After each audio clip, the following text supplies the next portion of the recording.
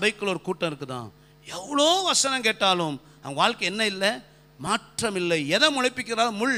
முள்ளுங்கிறது யாராவது விரும்புவோமா சொல்லுங்க? யாராவது விரும்புவோம் முள்ள?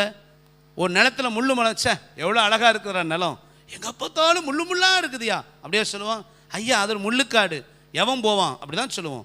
யாராலும் விரும்பப்படாததான் முள். விரும்பப்படாத கிரியைகள், விரும்பப்படாத வாழ்க்கை நம்மிடத்தில் வெளிப்படுமானால் நம்முடைய முடிவு பரிதாபம்னு வேதம் எச்சரிக்கிறது.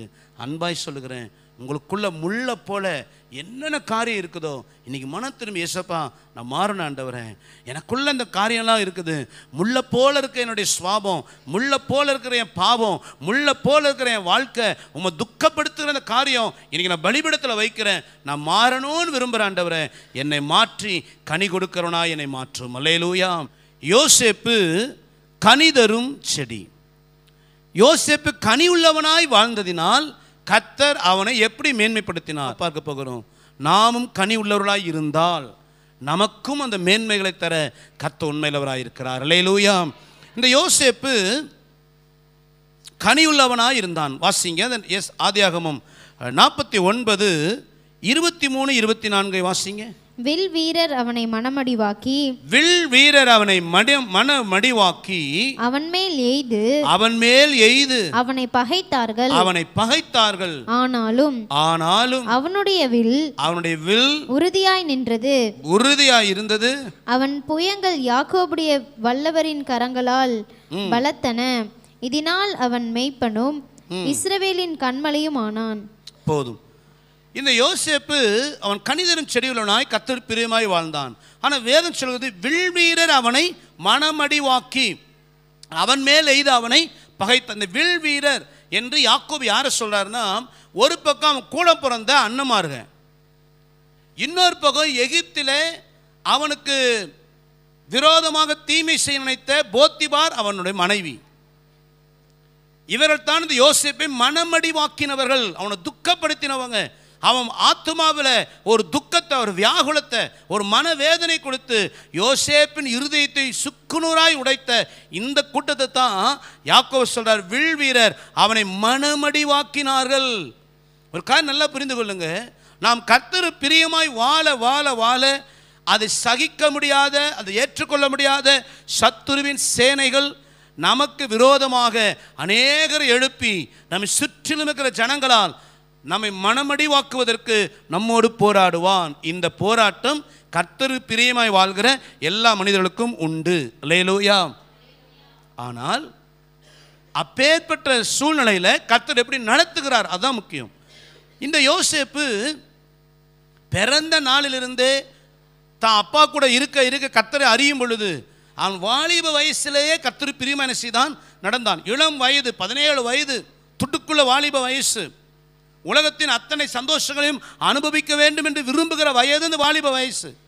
அண்ணமாரெல்லாம் இவனை விட மூத்தவங்க, அவர்களே துன்மார்க்க வாழ்க்கை வாழும் பொழுது இளம் வயதில் இருந்த யோசேப்பு கர்த்தருக்கு பயந்து கர்த்தர் பிரியமாய் வாழ்ந்தான். அதே சமயம் அதை விரும்பாத அவன் அண்ணமாருங்க, அவனுக்கு கொடுத்த சொப்பனம், அவனுக்கு குறித்த தேவ திட்டம், அவனை கர்த்தர் பயன்படுத்த போகிற விதம், இதெல்லாம் சகிக்க முடியாத பொறாமை கொண்ட அண்ணமார்கள் இவனை மனமடிவாக்கினார்கள். வாசித்து பாருங்க, ஆதியாகமம் 42:21 வாசிங்க. நம்முடைய சகோதரனுக்கு நாம் செய்த துரோகம் நம்மேல் சுமந்தது. அவன் நம்மை கெஞ்சி வேண்டிக் கொண்டபோது அவனுடைய மனவியாகுலத்தை நாம் கண்டும் அவனுக்கு செவிகொடாமற் போனோம். அண்ணமாரெல்லாம் இப்போ யோசேப்பு அதிபதியாக எகிப்துக்கு வராங்க. அங்கே வந்து சொல்கிறாங்க, அவனை குழியில் போட்டு அவன் என்ன செய்தான், அவனை பார்த்து மனவியாகுலத்தில் அழுதானேடா. இளம் வயசுங்க, 17 வயசில் சந்தோஷமாக உலகத்தை அனுபவிக்கிற வயசில் யோசேப்பின் வாழ்க்கை மனவியாகுலம், ஒரு கடினமான பாதை. ஒரு பக்கம் கர்த்தர் பிரியமாக வாழ்கிறான், ஆனால் இன்னொரு பக்கம் கடினமான பாதை. சொந்த சகோதரால் காயப்படுத்தப்படுறான், சொந்த சகோதரால் பகைக்கப்படுகிறான். அற்பமான 20 வெள்ளிக்காசுக்கு மேலே பேரம் பேசுகிறாங்க, குழியில் கிடக்கிறான். அவன் மனசெல்லாம் உடைஞ்சு போச்சு. ஐயோ, இந்த அண்ணமாரை எவ்வளோ நான் நேசித்தேன், ஆனால் என்னை விலை பேசுகிறாங்களே, அண்ணா என்னை குழியில் தூக்கி விடுனா, என்னை காப்பாற்றுனா. அவன் மன வியாகுலப்பட்டு கதறான். இவர்கள் என்ன செய்தாங்களா, அவன் கெஞ்சி அழுத பொழுதும் அதை கண்டுகொள்ளாமல் போனார்கள். இந்த யோசேப்பின் வாழ்க்கையில் இளம் வயசில் மன வியாகுலம், மனம் உடைஞ்சு போனான், மனம் முறிவடைந்தது. சில நேரங்களில் நாம் கர்த்தர் பிரியமாய் நடக்கும்போது உலகத்தால் நாம் காயப்படுத்தப்பட்ட சூழ்நிலை வரும் பொழுது நம்ம அறியாமையில் புலம்புவோம். இவ்வளோ உண்மையாக இருந்து என்ன பிரயோஜனம்? உண்மையாக இருக்கிற எனக்கு தான் பிரச்சனை, பரிசுத்தமாக இருக்கிற எனக்கு தான் பிரச்சனை, ஜெபம் பண்ணுற எனக்கு தான் போராட்டம், கர்த்தர் பயந்து நடக்கிற என்ன தான் இந்த உலகம் பாய்க்குது. நம்ம அறியாமல் அநேக இடத்துல புலம்புகிறோம், கர்த்தரை முறுமுறுக்கிறோம்.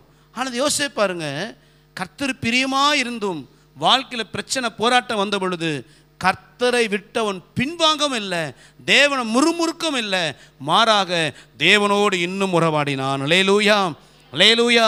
தனக்கு வந்த எல்லா நெருக்கங்களையும் வில்வீரர் அவனை மனமடிவாக்கி அவன் விரோதமாக போராடும் பொழுது இந்த யோசேப்பு எல்லா நெருக்கங்களையும் மேற்கொண்டான்.